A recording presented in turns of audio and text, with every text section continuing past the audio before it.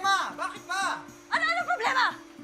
Ilang araw kang hindi umuwi, pagkatapos darating ka, amoy alak ka, amoy babae, tapos itatanong mo sa akin kung anong problema? Ayun na nga eh. Ilang araw na nga akong nawala, tas yan pa isasalubong mo sa akin. Hindi mo ba ako namimiss? Wasted ka talaga! Wasted ka, Luis! Mainis ka!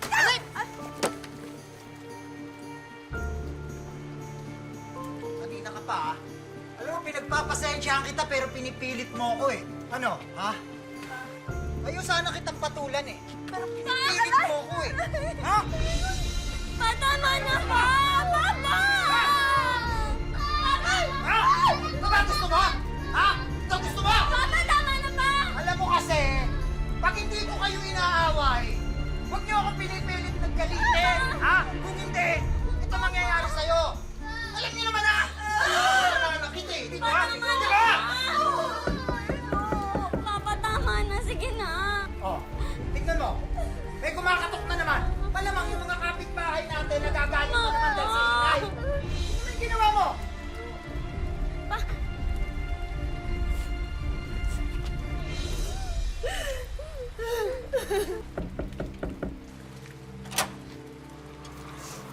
Luis, pinalayas ako ng tatay ko.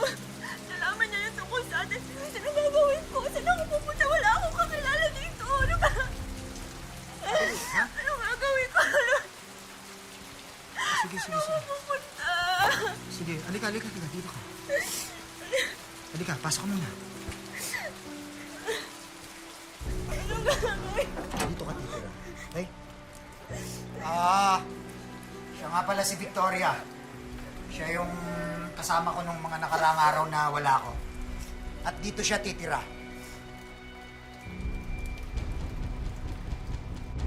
Hanggang saan ba ang sukdulan ng pagiging martir? Totoo nga ba na kapag mahal mo ang isang tao, kahit ikaw ay agrabyado na sa ginagawa sa'yo, ay hahayaan lang at tatanggapin pa rin? Gaya po ng kwento na tampok namin sa Wish Ko Lang.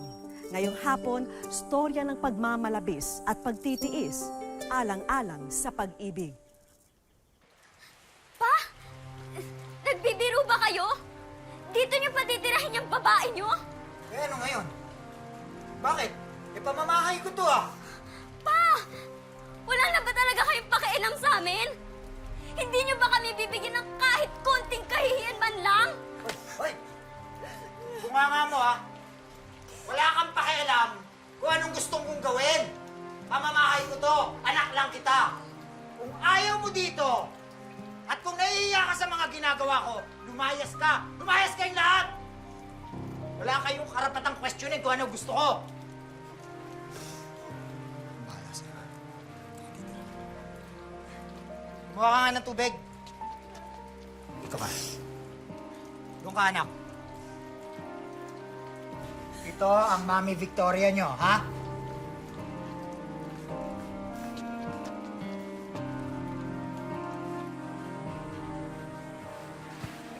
Pasensya ka na sa kwarto, ha? Dito tayo lahat matutulog. Ha? Hindi mo intindihin yung mga yan, tulog na yan. Tsaka yung isang yan, hindi ka matulog yan.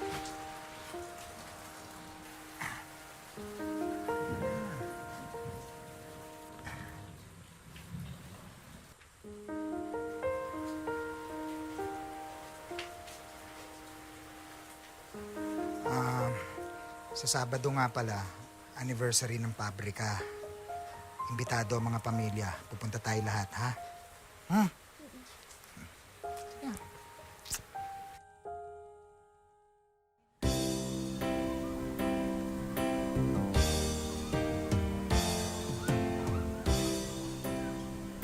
Raquel, kamusta ka na? Tagal na natin hindi nagkita ah. Mabuti naman medyo busy eh. Busy sa mga bata eh. Hindi na nga ako lumalabas. Ilan lang ka sila?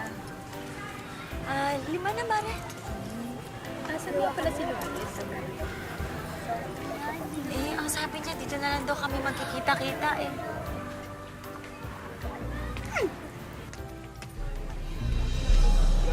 Halika. Papakilala kita sa boss ko. Sige. Oh, wala yun.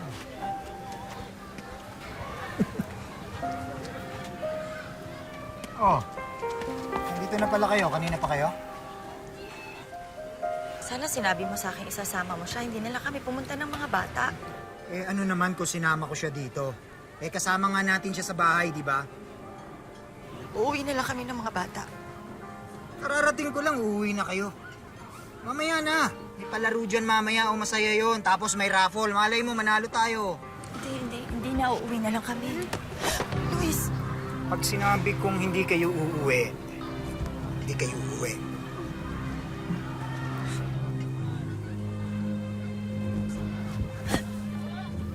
Hindi na kami uuwi. Sige na, kumain na muna kayo. Walang ako ng mainom.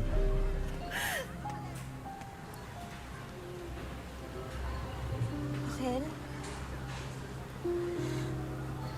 Pasensya ka na. Hindi ko naman kasi alam na dito ako dadalhin ni Luis eh. Kung alam ko lang, sana tumanggi na ako.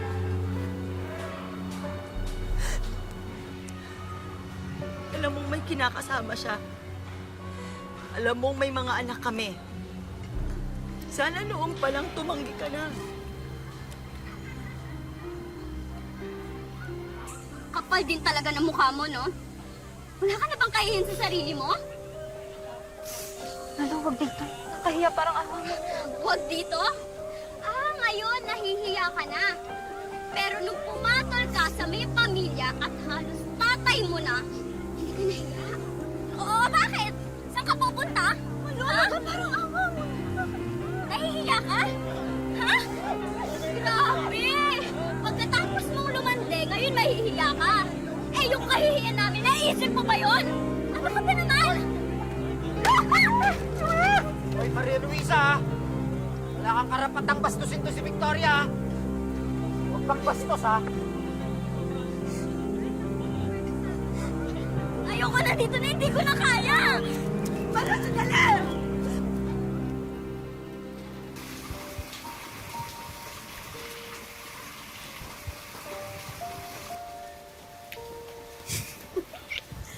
Luis, ano ba? Makita tayo ng mga anak.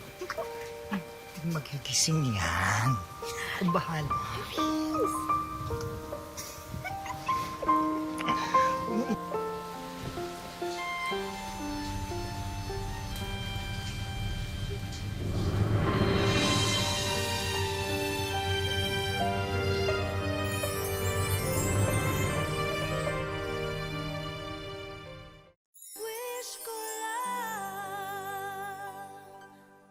Katwiran ni Raquel, mas magiging kawawa raw sila ng mga anak niya kung sila ang aalis.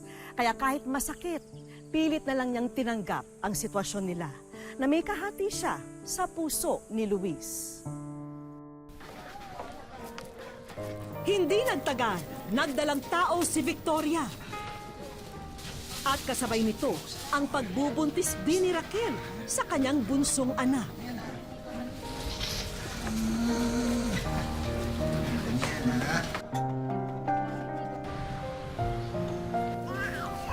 Halos sabay na nagsilang ang dalawang babae sa buhay ni Luis.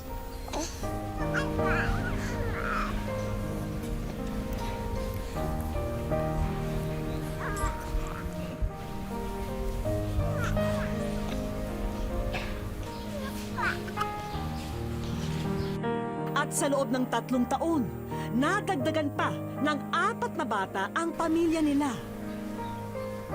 Tila tinanggap na lamang ni Raquel at Victoria ang takbo ng kanilang pamumuhay sa iisang bahay.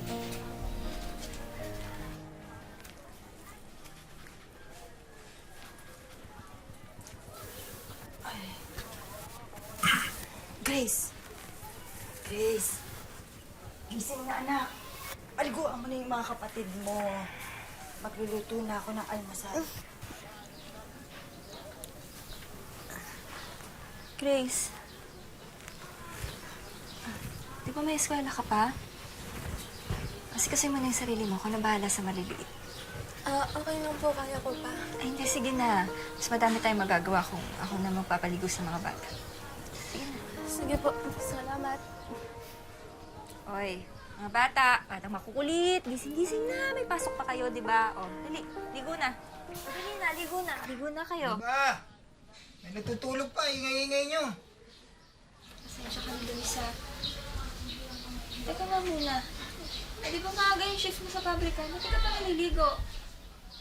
Wala na ako sa pabrika. Nag-resign na ako kahapon. Ano ka mo? Ba't ka nag-resign? Dahil gusto ko na. Magre-retiro na ako. Masyado nung matagal na nagtatrabaho ko para palamunin ko kayong lahat dito. Panahon naman na para mag-relax ako. Pero paano gastusin natin sa bahay? Paano pag-aaral ng mga bata? Oh, may trabaho naman kayong dalawa, di ba? Kayo nang bahala.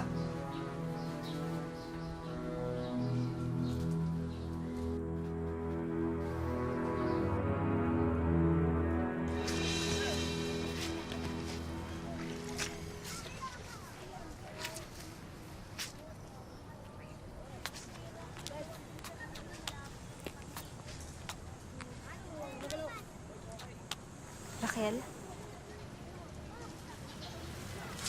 Ano yun?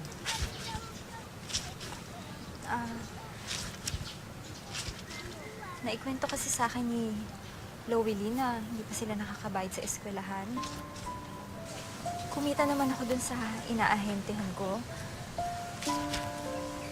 Kung gusto mo, hiram na lang muna sa akin. Di na. Salamat na lang. Masyado madaldal yung anak kong yan. Kung ano-ano ko kwento sa mga tao. Malilintikan sa akin yan. Huwag mo naman pagalitan yung bata. At huwag mo rin akong tinuturuan kung paano ko didisiplinahin ang anak ko. Mas matagal akong ina kaysa sa'yo. Hindi kita tinuturuan. Raquel, ang tagal na nating magkasama sa iisang bubong. Yung mga anak nga natin, halos magkakapatid na yung turing sa isa't isa eh. Di ba, pwedeng, alam mo na, magkasundo na rin tayo. Magkasundo. Madali sa'yo sabihin yan. Dahil hindi naman ikaw yung binabaliwala at dinalhan ng babae ng kinakasama mo. Hindi naman ikaw iniwanan ng anak mo dahil hindi niya na kayang tumira sa bahay niyo. Tigit sa lahat, hindi naman ikaw kailangan makisama sa babae ng kinakasama mo kahit napipilitan ka lang at kaagaw mo siya sa lahat ng bagay. Kaya pwede ba? Huwag mo ako kinakausap pagtungkol sa pagkakasundo.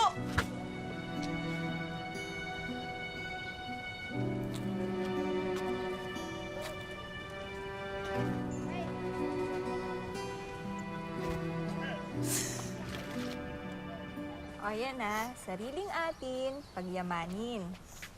Dito, Bayang Pilipinas, Bayang Pilipinas, lupaing sagana, lupaing sagana. Kuya Abet, mali ba na makapagkaibigan ako kay Victoria? May nagawa na ba siya sa'yo na dapat natin ikagalit? Wala naman po. Ang bait niya nga eh. Kahit nga sila bunso, ang tawag sa kanya, Mami na. Oo, yan naman pala eh.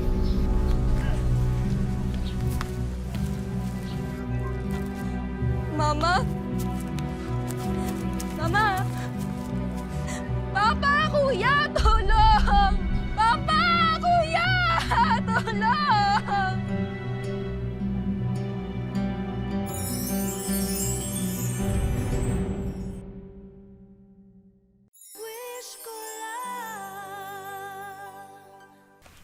Dahan-dahan ha? Oo, Ma. Dahan-dahan lang po. Ano na yun? Ay, naku. Ayos na ako. Huwag na akong alahanin. Huwag na akong intindihin. Ma, hindi pa kayo okay? Raquel, tumaas kasi yung presyon mo, kaya ka nahilo. Kailangan mo magpahinga. Hindi naman ako pwede magpahinga eh. Mga labada ko.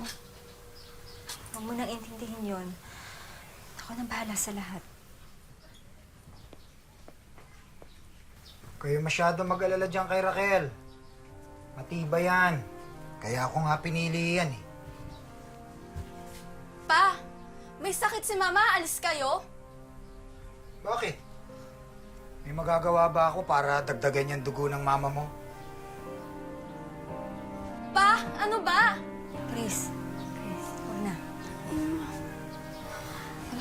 magagawa kahit ano sabihin mo sa tatay. Hindi na magbabago yan.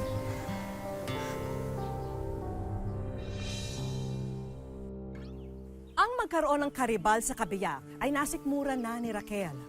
Pero ang mapansin na napapalapit na rin ang sariling mga anak kay Victoria bilang ina, hindi niya maiwasang magselos at mahabag sa sarili.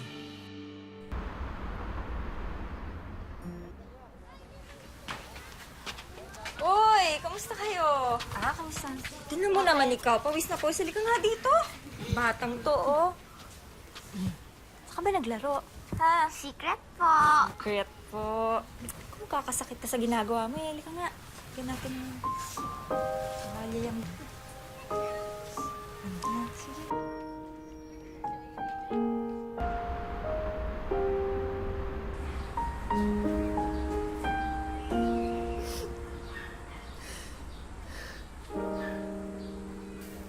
Raquel? Oh, bakit ka umiiyak? May masakit ba sa'yo? Dinala kita ng sopas kasi maganda daw sa anemic yan. Ayoko yan. Kunyari ng babait ka. Pero inaagaw mo sa akin mga anak ko. Inaagaw? Ano ka mo? Alam ko yung ginagawa mo. Nilalapit mo sa'yo yung mga anak ko para mawala yung loob sa akin. Bakit ka naman gagawin sa'yo yun? Kinuha mo na nga si Louie sa akin. Pati kung mga anak ko, kukunin mo.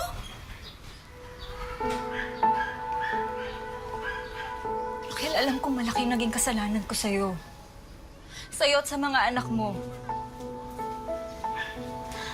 Pero maniwala ka sa hindi. Hindi ko sinasadya yun. Pakatanga lang din ako kasi minahal ko si Luis.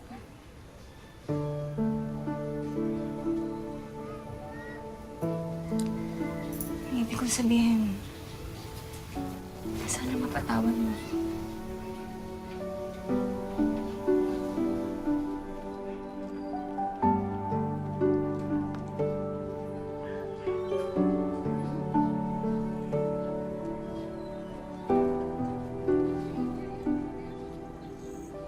Hindi lang ikaw nagpakatanga. Ako na naman. Nagpakatanga.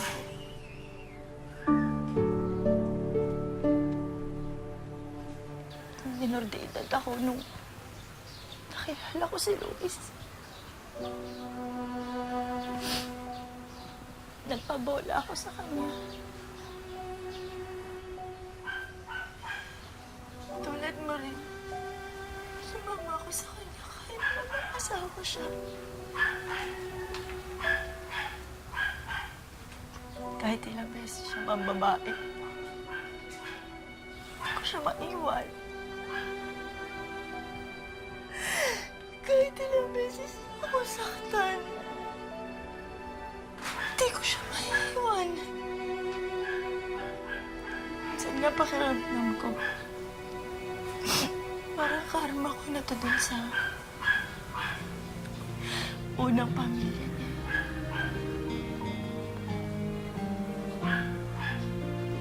Ewan ka ba? Marami lang ang lalaki, pero siya talaga yung pinahal ko eh. Sorry, Rian.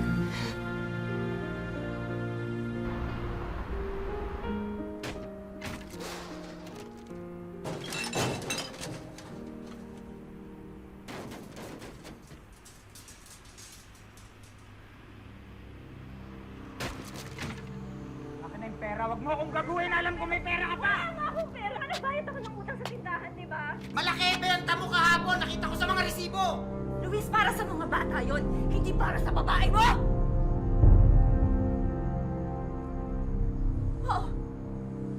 Oo, alam ko, may bata ka! Bakit kailangan mo ng pera, ha? Hindi na ba umuubra yung panloloko mo? Yung pangkamago mo, kaya gagastahan mo yung babae mo? Ano ba? Luis! Tama na! Ano? Magkakampihan kayo? Kinakalaban niyo na ako, ha? Oo! Oo! Pagod na ako sa kamalahian mo! Tama lang na ipagtanggol ko lang sarili ko para sa amin! Para sa mga anak ko! Sige! Bahala kayo sa mga buhay niyo!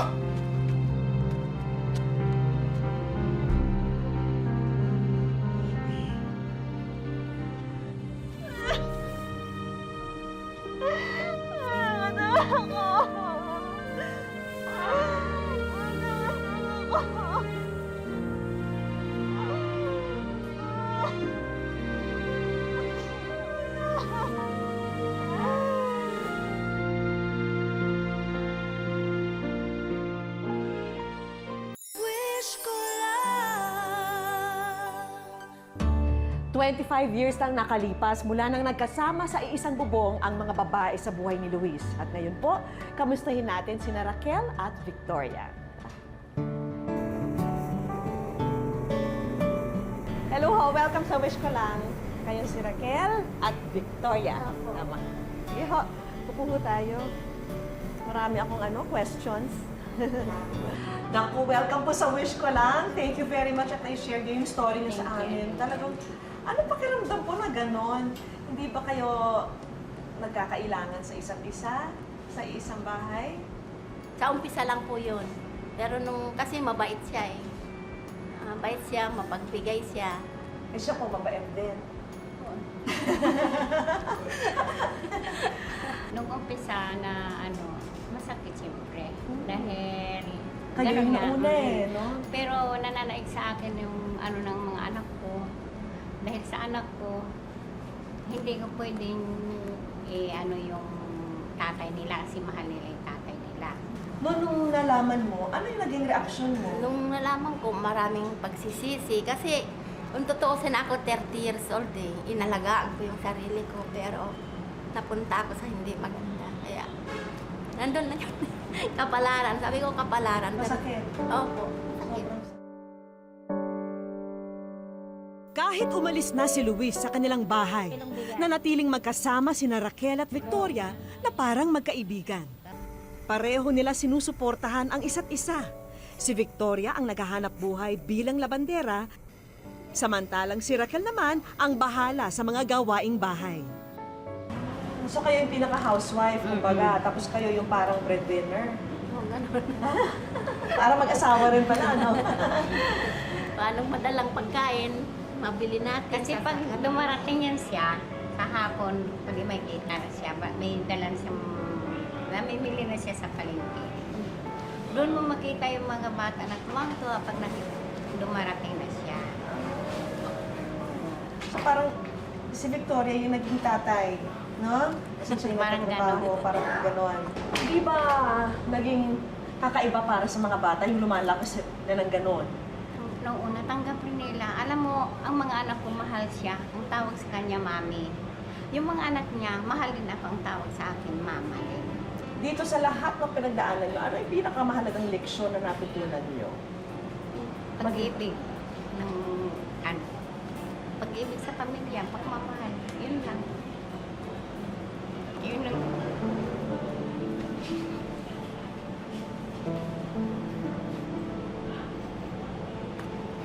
Yung pagmamahal. Magmahalan silang magkapatid. Magkakasundo. Dahil kung anong pagmamahal na inano ko sa kanila, pagpalakas sa kanila, gusto ko yun din ang yapak na susundan nila para maging maayos ang buhay. Sa akin naman yung yung magpapakumbaba at saka yung mabang pasensya. Kasi kung hindi ka magpakumbaba, tama ka man o mali ka, dapat kailangan nagpapakumbaba ka pa rin. Kasi hindi naman pwede yung... Kasi ako sa daming napupuntahan kong lugar, sa dami na salamuha ko, pag walang pag-ibig, walang pagmamahal, hindi rin nagtatagumpay ang lahat ng bagay. Taos-puso naming pinasalamatan sina Raquel at Victoria sa pagbabahagi nila ng kanilang kwento. Parang sa inyo yan. Souvenir po namin sa inyo. Thank you po. Tinupad din namin ang wish ng anak ni Raquel na si Mary Grace para sa kanyang ina. Matagal na raw kasi mula nang nabisita ni Raquel ang kanyang ina at mga kapatid sa Aklan. So excited kayo makita sila. Yung nanay ko po, gusto ko silang makita, gusto ko silang mayakap. Lalo na nanay ko, matanda na siya, 88 years old na. At ngayon, oras na para maibahagi na rin namin sa kanila ang aming mga sorpresa. Hindi lang isa, hindi lang dalawa, kundi 3 bagong negosyo ang mapagkakakitaan ni na Raquel at Victoria. May bigasan, ihawan, at school supplies na pambenta. Pwede kayo magbenta ng school supplies kasi malapit ang pasukan. Sana makatulong. Salamat. Siyempre kasama rin namin sa araw na to ang mga anak ni na Raquel at Victoria. Ano ba? Anong tingin niyo sa isa't isa? Tunay pong magkakapatid. Buo. Opo. Anong message niyo sa mommy niyo? Ha? Mabait po kasi sila eh. Wala na po akong masasabi sa kanila. Kahit po ganyan nangyari sa pamilya namin. Hindi ko po kinahiya kasi pinagmamalaki ko po ang babait ko kasi nila. Wala po siguro tutulad sa kanila. Bukod tangi para sa panganay na si Maria Luisa, ang dalawang ina na naging ilaw at haligi nilang magkakapatid. Gaano mo kamahal si mami? Mahal ko po silang dalawa. Wala pong higit sa pagmamahal ko sa kanila. Kasi kahit nasa malayo po, kahit di ako makatulong sa kanila, naalala ko po sila eh. Pareho po silang magulang sa amin. Magkasalo man sa buhay pag-ibig, magkaramay na hinarap ni na Raquel at Victoria ang mga naging bunga nito. At sa huli, pinagtagumpayan ng dalawang ina ang samahan na pinagbuklod ng pagmamahal. Maaring naging biktima lang pareho sina Raquel at Victoria sa naging kwento ng kanilang pag-ibig. At kung may napatunayan man, ito'y kaya palang magkasundo ang dating magkakontrapelo na kaya nilang maging kakampi sa huli at iwasto ang mali. Hanggang sa susunod na Sabado po mga kapuso, ako po si Vicky Morales at ito po ang Wish Ko Lang.